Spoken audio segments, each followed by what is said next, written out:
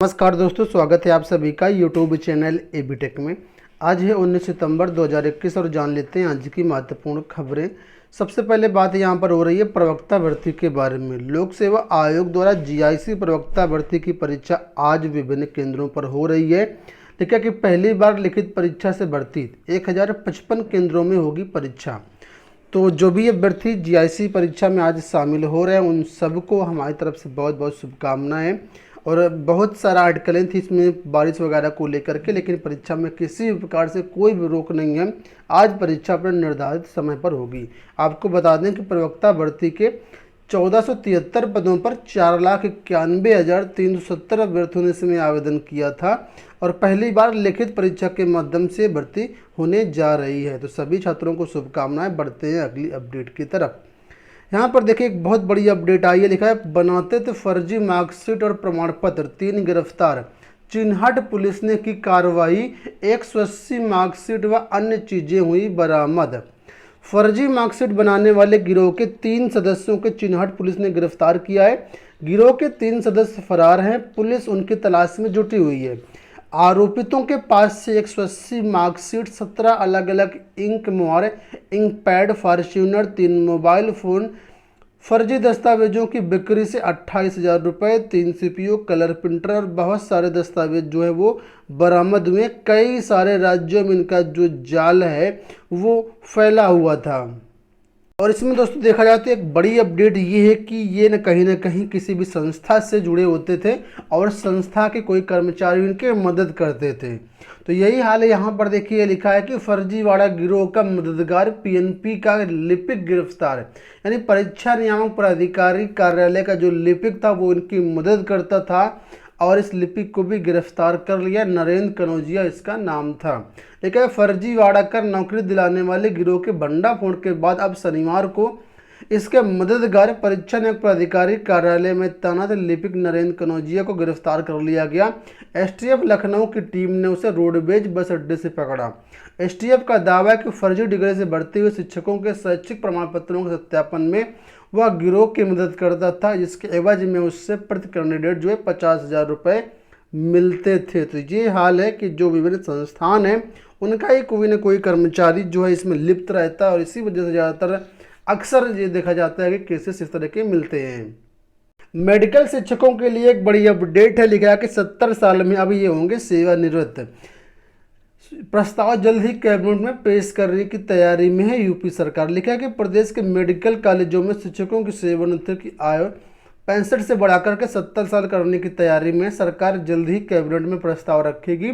इसके जरिए मेडिकल कॉलेजों में अनुभवी शिक्षकों की कमी की पूरी की जाएगी। तो कुल मिलाकर के मेडिकल शिक्षक जो है 70 साल में रिटायर होंगी।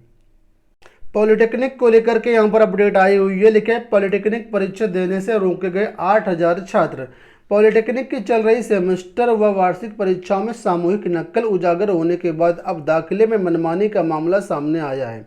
कई कॉलेजों में फार्मेसी के प्रथम वर्ष में 8,000 से ज़्यादा छात्रों को मनमाने तरीके से प्रवेश देने का खुलासा हुआ है। मामले का खुलासा होने पर प्राविधिक शिक्षा परिषद ने इन छात्रों को वार्षिक परीक्षा में शामिल होने की अनुमति नहीं दी है। हालांकि कोर्ट का आदेश लेकर पहुंचे छात्रों को परीक्षा में शामिल होने की सशर्त अनुमति जो है वो दी गई है। अब यहाँ पर क्या मामला देखिए। लिखा है कि परीक्षा से रोके गए छात्रों ने परिषद कार्यालय पर देर रात किया हंगामा। और यहाँ पर देखिए इन्होंने बताया है, जो सचिव है प्राविधिक शिक्षा परिषद के उन्होंने लिखा है कि काउंसलिंग के आधार पर पंजीकृत 97,000 छात्रों को ऑनलाइन परीक्षा करवाई जाएगी, सुनील कुमार सोनकर जी ने कहा है। और वहीं पर देखिए लिखा है यहाँ पर जो प्रभारी हैं परीक्षा सचिव के, ठीक है, नियमों के तहत प्रवेश लेने वाले 97,000 छात्रों को ही परीक्षा में बैठने की अनुमति दी जाएगी। इनके प्रवेश कैसे हुए तत्कालीन सचिव ही जवाब दे पाएंगे। तो कुल मिलाकर के फर्जी तरीके से यहाँ पर मनमाने तरीके से जो भर्तियाँ हुई हैं, जो एडमिशन्स हुए हैं, उनको रोक दिया गया, लेकिन कोर्ट के आदेशानुसार इनकी परीक्षा करवाई जा रही है।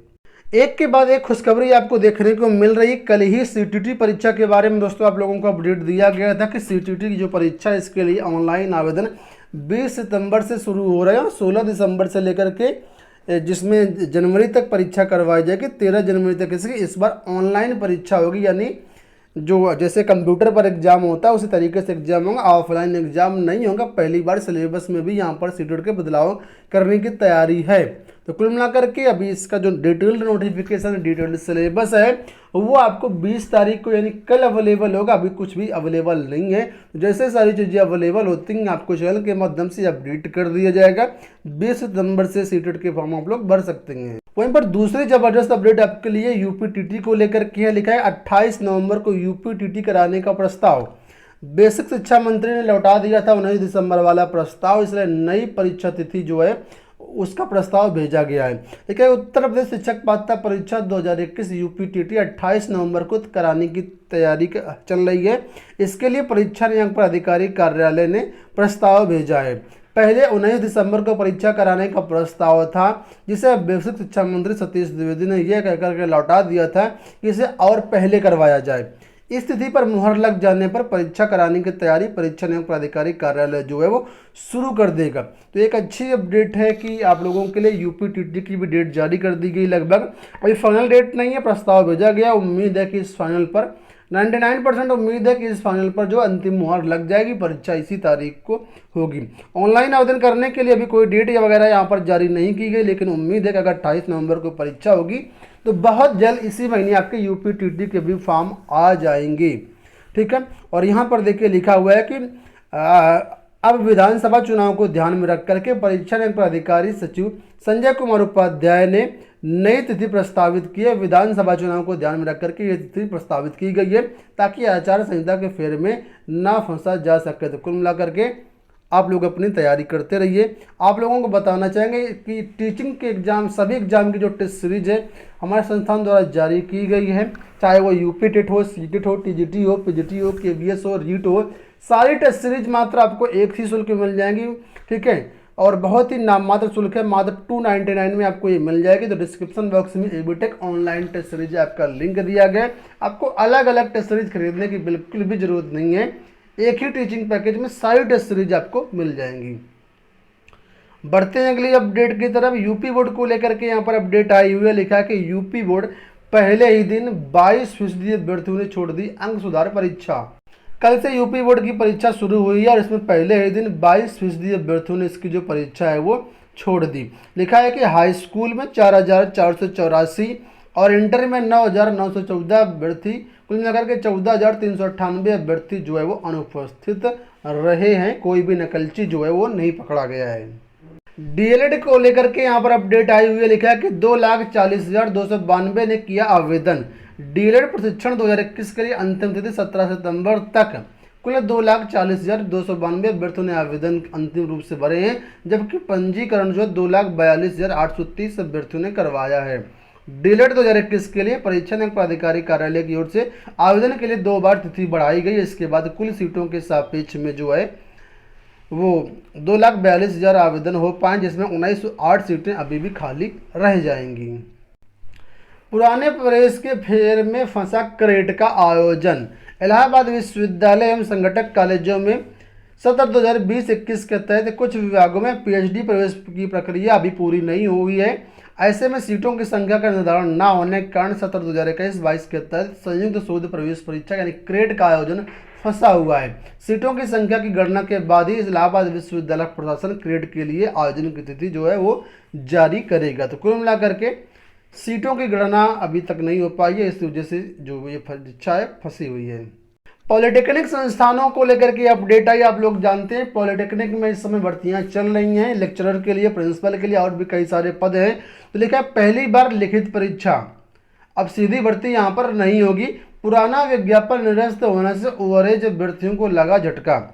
प्रदेश में पॉलिटेक्निक संस्थानों में अब सीधी भर्ती नहीं होगी। उत्तर प्रदेश लोक सेवा आयोग की ओर से भर्ती के लिए जारी नए विज्ञापन में यह स्पष्ट कर दिया गया कि अभ्यर्थियों को लिखित परीक्षा देनी होगी और परीक्षा में सफल अभ्यर्थियों को इंटरव्यू में शामिल किया जाएगा। इसके लिए आयोग ने उत्तर प्रदेश प्राविधिक शिक्षा सेवा परीक्षा 2021 की तिथि भी जो है जारी कर दी है। 12 दिसंबर को इसकी परीक्षा होने वाली है।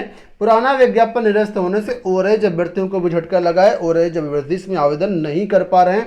बहुत सारे अभ्यर्थी ओवर एज हो गए हैं, जिसके कारण वो आवेदन नहीं कर पा रहे हैं। इसके अलावा शैक्षिक अर्हता में भी यहाँ पर बदलाव किया गया है। आपको बताना चाहेंगे इसका डिटेल्ड वीडियो हमने जो है अपने चैनल पर बना दिया हुआ है। 2 से 3 दिन पहले इसका वीडियो हमने बनाया हुआ है। तो आप लोग चैनल पर जा करके आप लोग देख सकते हैं, डिस्क्रिप्शन बॉक्स में इसका लिंक दे देंगे, तो वहाँ से क्लिक करके भी आप लोग इसका डिटेल्ड वीडियो चेकआउट कर सकते हैं। इलाहाबाद हाई कोर्ट से एक बड़ी अपडेट आ रही है। लिखा है कि चयन प्रक्रिया शुरू करने से पूर्व तय की जाए समकक्ष योग्यता की अर्हता। हाई कोर्ट समकक्ष योग्यता वालों को नियुक्ति देने की मांग जो है खारिज कर दी गई है। देखा, इलाहाबाद हाई कोर्ट ने प्रदेश के मुख्य सचिव को निर्देश दिया है कि वो ये सुनिश्चित करें कि राज्य के सभी सरकारी विभाग व एजेंसियां अपने यहाँ की चयन व नियुक्ति नियमावली के अनुसार यह तय करें कि किसी भर्ती के लिए निर्धारित योग्यता में उसके समकक्ष योग्यता रखने वाले अभ्यर्थियों को शामिल किया जाएगा या नहीं। कोर्ट ने कहा कि यह बात चयन प्रक्रिया शुरू करने से पूर्व तय कर ली जाए। कोर्ट ने लोक सेवा आयोग को भी निर्देश दिया कि वो सुनिश्चित करें कि नियुक्ति के नियम अर्हता तय करने के समकक्ष या उच्च योग्यता को शामिल करते हैं या नहीं। कोर्ट ने मुख्य सचिव व लोक सेवा आयोग के सचिव के इस आदेश के अनुपालन में 1 माह में हलफनामा दाखिल करने के लिए कहा है। इसके साथ ही अदालत सहायक समीक्षा अधिकारी व समीक्षा अधिकारियों में निर्धारित योग्यता ओ लेवल कंप्यूटर सर्टिफिकेट के समकक्ष योग्यता या उच्च योग्यता रखने वाले अभ्यर्थियों को चयन प्रक्रिया में शामिल होने की मांग जो है खारिज कर दी है। सैकड़ों अभ्यर्थियों की याचिकाओं पर सुनवाई करते हुए आदेश न्यायमूर्ति यशवंत वर्मा ने दिया है। तो कुल मिलाकर के समीक्षा अधिकारी मामले में जो समकक्ष अर्हता थी या जो उच्च अर्हता थी, उन अभ्यर्थियों को कोई भी राहत नहीं दी है। इनकी जो याचिका लिखा है खारिज कर दी गई है। और कोर्ट ने कहा है कि कोई भी भर्ती अगर शुरू होती है तो उसमें समकक्ष योग्यता को पहले से स्पष्ट कर दिया जाए, या जो उच्च योग्यता है उसको भी स्पष्ट कर दिया जाए। कई बार जो होता है नोटिफिकेशन में सारी चीज़ें स्पष्ट नहीं होती हैं, अभ्यर्थी इसमें आवेदन कर देते हैं, फीस वगैरह भी उनकी चली जाती है और बाद में उन अभ्यर्थियों को बाहर कर दिया जाता है। इसको कोर्ट ने सीरियस होकर के इस पर जवाब दिया है, कहा है कि इस पर जो चीज़ें पहले ही स्पष्ट कर दी जाएँ। तो दोस्तों ये हो गई आज की सारी अपडेट। आशा करते हैं वीडियो पसंद आया होगा। फिलहाल इस वीडियो में इतना ही। धन्यवाद।